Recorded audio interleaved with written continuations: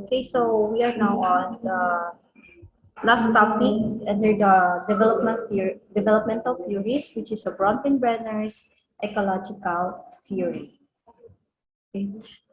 We have here the learning outcomes. One is to describe each of the layers of Bronfenbrenner's bioecological model, to identify factors in one's own life that exerted influence on one's development, and to use bioecological theory as a framework to describe the factors that affect a child and adolescent development. So Yuri Bronfenbrenner was a Russian-born American psychologist who is most known for ecological system theory of child development. So if we're going to relate this in science, ecology, of course, is the interaction between living things and non-living things. So in the study of Bronfenbrenner's, he focused more with the uh, somewhat interaction of a certain child on his environment. Okay? Yung environment niya na parents or to society where he lives. We have here common phrases. Children need people in order to become big. So these phrases is actually very similar to a known phrase, no man is an island, okay? When we say no man is an island, we cannot live alone, okay? We usually rely on others to provide our needs, or it could be we need them para we need them in order for us na makakuha tayo kung ano yung mga bagay na makasupport sa atin. Okay? Whether these are people na close to you or these people are not close to you. We have here a concept. Bronfenbrenner's models, also known as bioecological systems, here represent child development within the context of relationship systems that comprise the child's environment.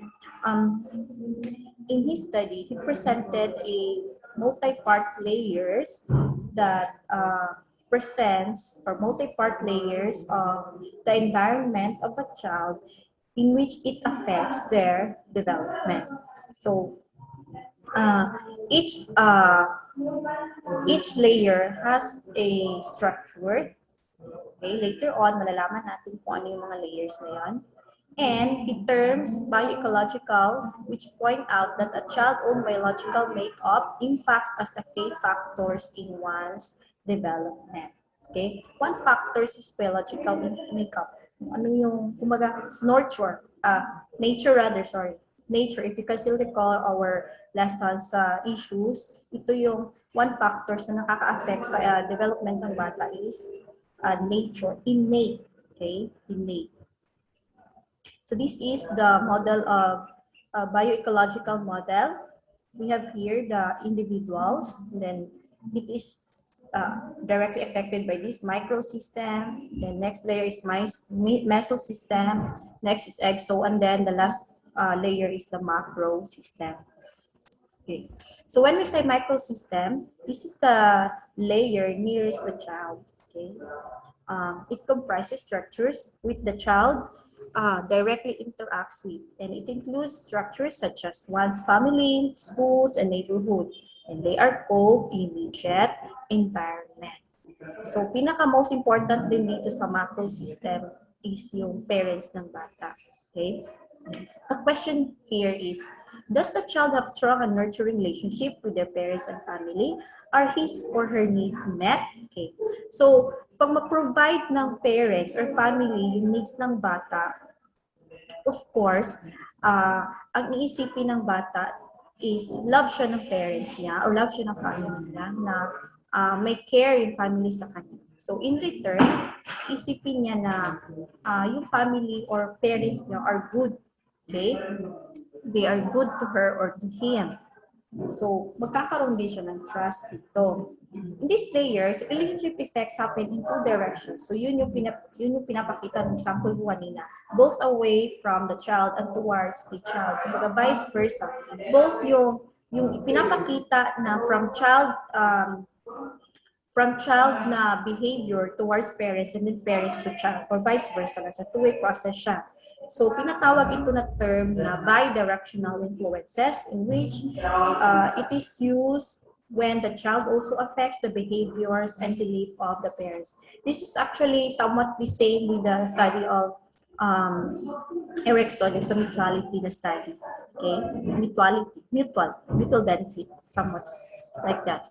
So these pictures here represent what is a microsystem. So this is the individuals, and then the immediate environment that directly affects the child is, of course, peers, their families, schools, and the neighborhood. Next to the layer of microsystem is mesosystem. When we say mesosystem, this layer serves as the connection between the structures of the child's microsystem, such as what is learned at home culturally. Okay? They are called connection. Bakit siya connection? Okay? Ito yung hindi siya directly rin na-involved doon sa bata. Pero yung sa mesosystem naman is the interaction between the parents and teachers, parents and health services, or community and church. Or in other words, this is actually the interactions of the immediate environment of a child. No, may interaction parents between the peers, parents in neighborhood, or parents sa school. Ayan, yan yung mesosystem. Hindi siya, again, hindi siya actually directly doon sa bata. Pero kung possible na magkakaroon siya ng a little effect on the development of a child, depende sa kung ano yung resulta ng interaction ng parents doon sa other immediate environment of a child. So, in other words, mesosystem contains the relationship between the microsystems. We have here exosystem. Okay. These layers refers to the bigger social system in which the child does not function directly. Environment that affect on one's own development that is out of their control. And in other words, exosystem is what we call indirect environment. Bakit siya indirect environment? For instance, sa workplace, yung parents ng bata is they are working on the call center agent. And we all know that call center agent, pag umuwi yan siya minsan, umaga na. Okay? Kasi lalo na kung ang shift nila is paggabi. So, in a common relationship ng parents doon sa bata, ang common scenario is, yung parents ang nagluluto ng pagkain doon sa bata. But, because of the hectic schedule of that parents, ang gagawin niya ngayon, kasi inumaga na siya ng uwi, bibili na lang siya ng food doon sa mga fast food. So magkakaroon pa rin yan siya, ano kaya, positive or negative kaya effect doon sa bata? May mga ganong possibility. Again, hindi siya directly involved yung bata, pero dahil doon sa parents niya, na ganun yung sistema, okay, ganun yung sistema ng pag-uwi niya, ng pag-alaga doon sa bata, so there is a little effect of the impact or little impact dun sa bata. Another example is itong sa mass media. Okay? Sa mass media, halimbawa, napapanood niya sa TV. So, kung ang napapanood niya sa TV is maganda, magiging maganda yung behavior ng bata. Pero kung violent yung mapapanood niya. Mas possibility apply niya. Kaya nga, halimbawa, watching this violence increases violence. Okay? Another thing is city government. Kung ano yung ini-implement na rule ng government, makaka-affect pa rin niya siya doon sa bata indirectly. Though they are not personally engaged, directly engaged on that particular na mga instances, pero there is again effect on that child. Okay, so these pictures represent what does exosystems present, and parents, between parents or partners workplace, pwede maka-affect din yung extended family, school board, social service agencies, and planning commission. Example lang naman. Then the last layer is macro system. This is the layer that is found in the outermost part of the child's environment. It is large cultural and social structures, elements of the environment that shape human environment. Okay, pangkalahatan siya. They are called social and cultural values. For instance, dito sa For instance, dito sa macro system natin, it includes cultural values, custom, and laws. Doon sa, halimbawa, doon sa ibang country, ayan, doon sa ibang country, we can observe that in the US, yung mga anak nila is pagdating ng 18 years old, hinahayaan na yan nilang umalis sa bahay, and because they want that their children to live independently. Okay, whereas if you live in the Asian country naman, doon sa part ng parents, they will support that child in a longer period. Okay, to the point na kahit doon sa kasal na yung anak, may ibang anak na nakarely pa rin sila, doon pa rin sila sa poder ng parents nila. Kasi usually sa Asian country ganun. Okay? Outbreak of COVID-19. Okay? COVID-19, of course, this is the reason why bakit wala tayong face-to-face na klase ngayon. Okay? Itong outbreak of COVID-19, example sa microsystem, this is the rule implemented is not only for the government and not only for yung small community, barangay, province, provincial, hindi lang siya nationally na Philippines itself, but worldwide. Kasi lahat tayo affected ito. So, what shall we do is, we are following kung ano yung dapat gawin na social distancing, ayan, wearing a face mask. So, worldwide siya, okay? Okay, so this picture shows what is a macro system all about. So, this politics system, nationalities, laws, example lang naman, economics pattern, society, and cultures affects the individual. So in a larger manner, ang macro system. Okay, so we have here term chrono system. Chrono system actually is not part of a layer. Hindi siya directly na kasunod ng macro system. But it covers elements of time as it relates to a child's environment, and it involves patterns of stability and change in the child's life. Or it involves whether the child's day is characterized by non-orderly, predictable patterns, or whether the child is subjected to sudden change in routine. So ang chrono system is if there is a change that occurs doon sa relationship from individual to microsystem, to meso, to exo, hanggang doon sa macrosystem. If there is a changes there, yan yung tinatawag na chronosystem. Example, a family through a divorce. Of course, karamihan ngayon, pag ang bata is naka-experience ng ganito, may mga bata na, halimbawa, ang bait-bait, but suddenly, dahil sa ganung nangyari sa family niya, nagpapakita na siya ng misconduct. Okay. A nation going to a war. Of course, may changes talaga dito. Na dati, chill-chill lang. Pero dahil sa may mga, halimbawa, ganitong event, nagkakaroon ka ngayon ng alertness. Okay? So the role of schools and teachers. The instability and unpredictability of family life is the most destructive force to a child development. Yes, this is very true. One factors that directly largely affect the child is immediate family or immediate environment na family or parents. Na pag hindi maganda yung relationship na towards his or her family, tendency is hindi maganda yung ipapakita niyang behavior. So researchers tell us that the absence or lack of children's constant mutual interactions with important adults has negative effect on their development. And Brenner's theory reminds the school and teachers of their very important role. Okay. Dito magkakaroon ng counterpart yung school na pag halimbawa nakitaan nila, pag na-found out nila na hindi maganda yung relationship ng bata towards his parents dahil sa hindi rin maganda yung pinapakita ng parents sa kanya, dito papasok yung love, dito papasok yung guidance ng school or teachers. Sila yung magpo-fulfill kung ano yung kulang ng parents dun sa bata. So according to bioecological theory, if the relationship in the immediate microsystem break down, Okay? The child will not have the tools to explore other part of his environment. So ito yung mahirap. Magkakaroon ng inability to grow or inability to develop kasi nagkaroon ngayon ng breakdown doon sa immediate environment. Okay? Children looking for the affirmations that should be present in the child-parent relationship look for attentions in inappropriate places.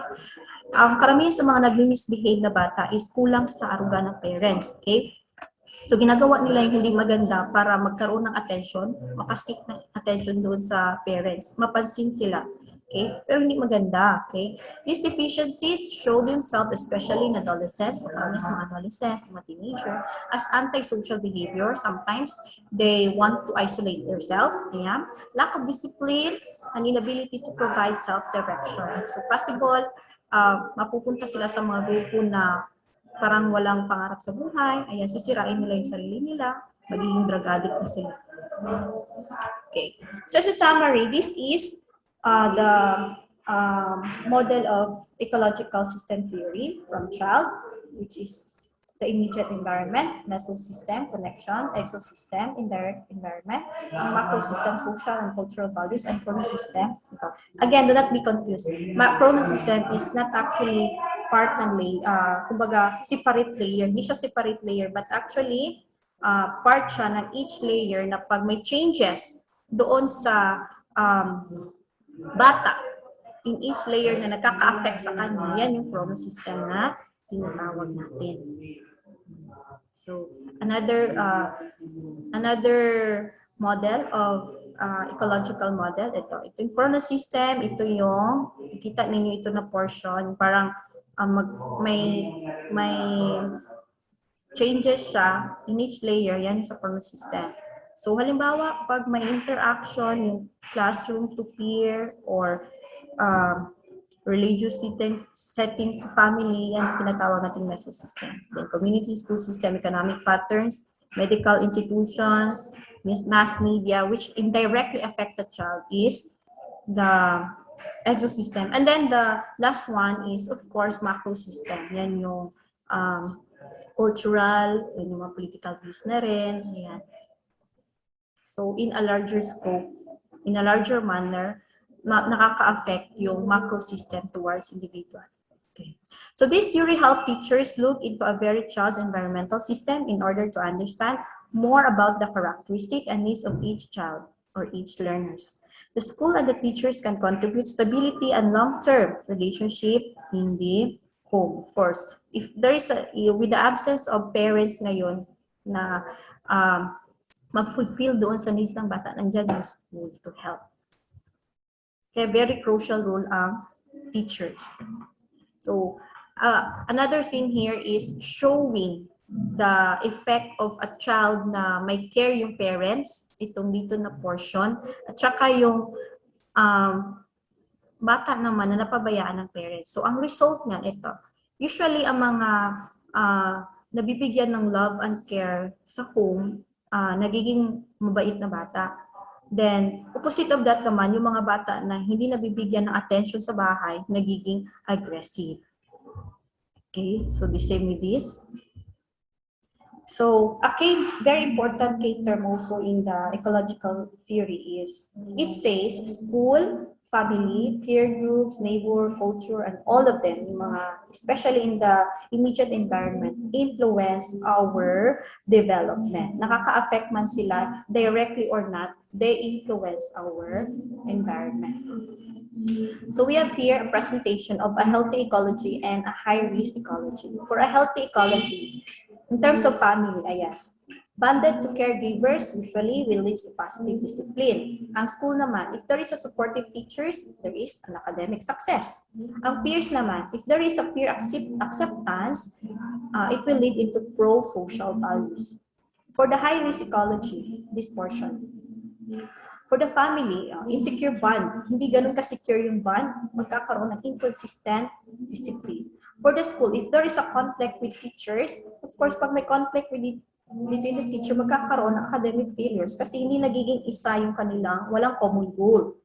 And then, in peers naman, if you are not accepted by the society, by the group, magkakaroon ka ngayon ng antisocial behavior or antisocial values. So we should always remember this from Yuri Bronfenbrenner. Every child needs at least one adult who is irrational, okay, crazy about him or her. Kumbaga, that parents or that adult will give love and care to that individuals unconditionally. Kumbaga, hindi siya magsiset ng standard na para magkakaroon siya ng a way na love niya ito. Kasi if halimbawa hindi ma-achieve yung standard na yun, may changes na. So hindi na niya love yung bata na yun. Kaya irrational. Kumbaga walang dahilan at the same time unconditionally. Okay? So that's end my presentation. So if you have questions, you may ask sa GC through our GC. Okay?